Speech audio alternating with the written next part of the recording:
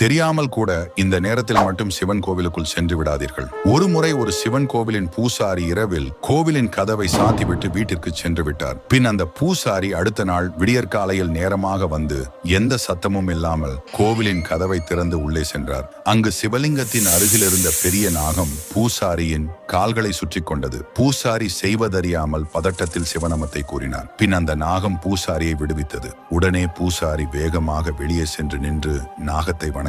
உடனே நாகம் சிவலிங்கத்தின் பின்னால் சென்றது. பூசாரி மனதை தைரியப்படுத்திக் கொண்டு உள்ளே சென்று பார்த்தார். ஆனால் அந்த நாகம் அங்கு இல்லை. அப்போதுதான் அந்த பூசாரி உணர்ந்தார், நாகத்தின் வடிவில் இருந்தது சிவபெருமான் என்று. அதனால் தான் சிவன் கோவிலின் கதவை திறக்கும் போது சங்குகள் ஊதி மத்தளங்கள் வாசித்து மந்திரங்களை கூறிய பின் 3 முறை கதவை தட்டிய பின் தான் கதவை திறப்பார். ஏனெனில் உள்ளே சிவன் எந்த ரூபத்தில் கூட இருப்பார். சிவனின் மீது நம்பிக்கை உள்ளவர் வீடியோவை சப்ஸ்கிரைப் செய்து கொள்ளுங்கள்.